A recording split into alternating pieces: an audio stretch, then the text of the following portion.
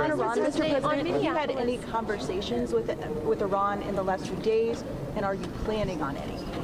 I have had, and I am planning on it, yeah. We have a lot of very big, very powerful ships sailing to Iran right now, and it would be great if we didn't have to use them. Can you say what the message was that you shared with Iranians? Well, I told them two things. Number one, no nuclear, and number two, stop killing protesters. But they're going to have to do something. Mr. President, will you invite Mayor Frey to the White House? Nobody's seen that. President Trump sharing his message to Iran as a new report reveals Saudi Arabia and Israeli officials will be meeting with the Trump administration to talk possible U.S. strikes on Iran. Here to discuss, retired four-star general, Fox News senior strategic analyst and chairman of the Institute for the Study of War, General Jack Keane. General, good morning. Thank you for being here. Obviously, we are seeing the president's message there. Where do you see things standing? Well, certainly people are talking about negotiations, but I don't think it's realistic given the Iranians. I mean, the Ayatollah himself is so diabolical, so committed, to the ideals that he's trying to establish. He wants to dominate and control the Middle East and export his radical form of fundamentalist Islamic terrorism to the world. I mean, they haven't changed one bit. They still want to pursue a nuclear weapon. They still want to support the proxies that are in the region to destabilize the region and take down Israel. And they have a ballistic missile program that is growing every single day, obviously that threatens Israel and potentially our bases in the region. And that's where they are. He has emissaries that talk nice to our people, but that's where the leadership really is.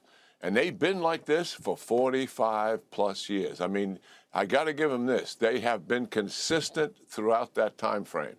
Objectives are dominate, control the region, drive the United States military out of the region. That's why they've been killing us by the hundreds, actually over a couple thousand plus since 1982 to the present. This is Americans now. And certainly destroy the state of Israel. And you've seen their attempts at doing that. They have not changed one iota. And if they say, oh, we're going to make a deal over nuclear, we all know what that means. Lie and cheat. Lie and cheat, because that's what they have done. And that's why the military option is on the table. Mm-hmm. And I also think it's the most likely that we're going to execute. And we just had up on the screen a map of the force posture we have there. A lot of capabilities there, and we know that obviously aircraft and other assets, including 30 to 40,000 troops in the region, should there be some sort of desperate act. And you talk about the emissaries talking nice, but we did have yesterday a high-ranking advisor to Ayatollah Khamenei saying this: a limited strike is an illusion. Any military action by the U.S. from any origin and at any level will be considered an act of war, and the response will be immediate, all-out, and unprecedented, targeting the heart of Tel Aviv and those supporting the aggressor. That's a bit telling, General, because I think it suggests that if we do indeed take action, that they will then seek, in some part of a desperation measure, try and destabilize the region.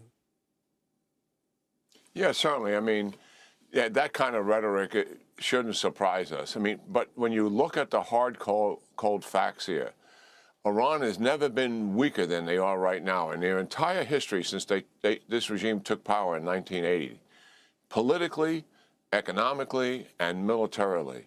And we have an opportunity here to really set some conditions for the eventual regime collapse. And that's why the military option is on the table, and that's why it's being considered certainly by the United States and Israel, and hopefully supported by allies in the region as well, despite all the public rhetoric to the contrary, that this option really does make some sense. Taking action against the leaders there, taking action against the forces that are repressing the people and hold them accountable for the thousands that they've killed. I mean, Griff, listen, they have never killed as many of their own citizens in their history as they have done right now. And in their history, they have never locked up summarily in a matter of a week or two as many citizens as they have, somewhere in the neighborhood of 30 to 40,000. And when the spotlight is off, they will begin executing them by the hundreds and into the thousands. Why do we know that? Because that's what they have done in the past. So the opportunity is here. Certainly, there's always unknowns about military operations. There's always risk associated with military operations. But the fact of the matter is, when you look at the cost-benefit analysis, the opportunity to put the regime on a path to collapse, an opportunity we haven't had like this in all of these years. So despite their rhetoric, do they have capability to retaliate? Yes, they do. They do have missiles. Likely, that's one of the reasons why we've been moving all of these additional resources in, not just to conduct a effective offensive campaign against them, certainly in terms of leaders and other targets that we can take down, but also we know they're going to retaliate. We want to have air defenses there to protect ourselves in the region, bases, and also to help protect the Israelis. They have their own, but we complimented them before during the 12-day war. And also this, a very important target, is the one military capability that they have that we pay attention to. We took away their nuclear capability, obviously, is their ballistic missiles. The Israelis did not destroy all of their launch systems and not all of their missiles when the war ended after 12 days. And they've been recovering that. So likely one of the reasons why the additional resources have been brought in is not just for better defense, but also offensively to take down those missiles quite significantly and take away that capability that they're holding there as leverage. So, yeah, this is the path I think we're on, and certainly these options are going to be executed, I think, sooner rather than later, given now our resources are in the region, they're being positioned. Being in the region is one thing. Being in position to conduct a military operation with the exact positioning of each ship, the submarines, et cetera, that's quite another.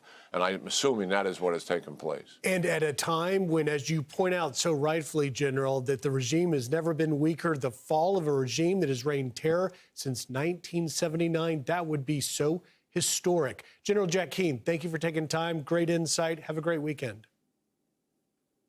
Yeah, you too, Griff. Thanks a lot. And you and the team have a wonderful weekend. Hey, it's Will Kane. Click here to subscribe to the Fox News channel on YouTube. It's the best way to get our latest interviews and highlights. And click to subscribe to the Will Kane podcast for full episodes right now.